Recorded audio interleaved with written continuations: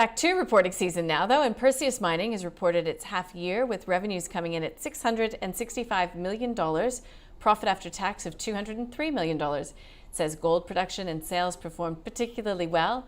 It plans to produce more than 500,000 ounces of gold per year and maintain the positive trend of improved earnings. The interim dividend is 1.06 cents per share. Pleased to welcome CEO and Managing Director of Perseus Mining, Jeff Quartermaine. Jeff, welcome. Correct me if I'm wrong, but this is a record result coming through from Perseus, isn't it? Yes, it is. This is the best results that we've put out in the history of the company, but certainly we've been working towards this for some time. We set ourselves a goal some time ago of producing 500,000 ounces of gold, and in calendar 22 we were 520 odd thousand ounces. So we've been building to this, but the good thing is that we believe that we can sustain this for quite a number of years to come.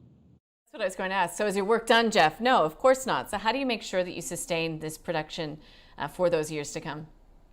Well, look, we focus very heavily on our production activities, of course, but at the same time, we're also involved in business growth activities, organic growth in particular. So our organic growth team have a particular objective of making sure that every year, whatever mineral reserves we use, that we actually replace it through discovery, and focusing on exploration fairly adjacent to existing infrastructure to be able to take advantage of that investment. So we work very hard at that, and the other side of that, of course, is that with our balance sheet being what it is, we're now in a position to consider M&A activity should the right opportunity for value creation come along. And that would, by default, be in the sort of jurisdictions that you're already working in? Like, are there plenty of opportunities there, Jeff? Absolutely, yeah. No, we're certainly focused on the African continent. We believe we've got a competitive advantage there, having worked for many years and learned how to work with the rhythms of the countries.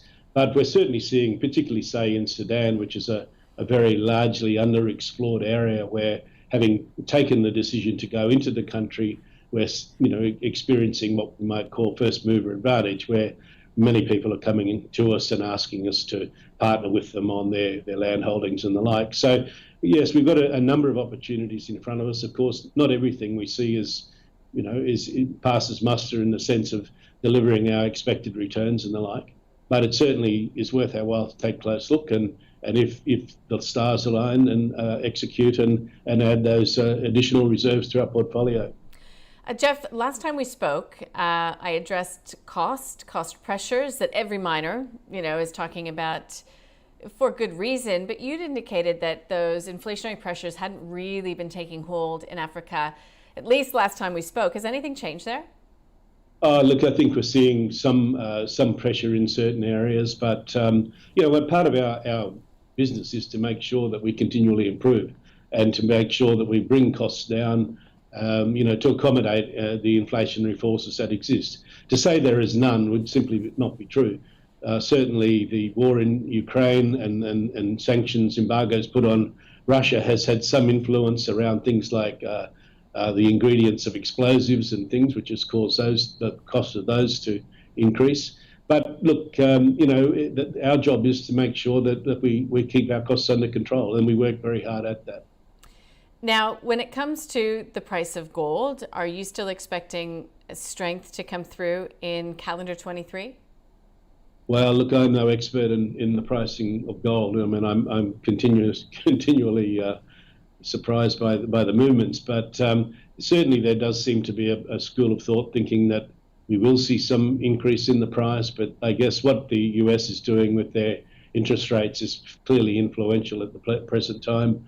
And the strength of the US dollar is staying up there, so that's keeping a lid on things. But look, we kind of say, well, the price will be what it will be.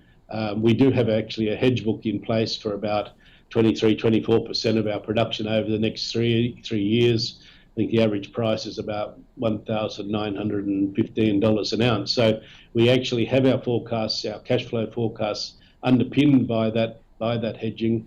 If the price goes up, that's terrific. We sell at the higher price. If it falls down, then we're covered as well. So, we're not overly concerned around the gold price, but we are very focused on production. We are very focused on costs. we're very focused on renewing our reserve base. And just a final question, which is a little bit off piste, but every miner in their releases, at least nowadays, puts forth their green credentials or what they're doing to mitigate their emissions and what they are doing in terms of ESG. I don't see that in your reports. What is that a reflection of? Is that a reflection of operating in Africa? Is that something that No, is... that's a reflection of you not reading them carefully enough. I'm Really? sorry, but because it's certainly in there, and I don't mean to be rude about that. No, look, we take this very, very seriously, and we always have. In fact, we're a little bit bemused by the concentration of attention on it, because we have always worked very closely with our communities from a, being a responsible corporate citizen. We recognise if we don't have a strong licence to operate, we won't be there. And that involves responsible environmental management. It involves responsible social interactions with our host governments and host communities.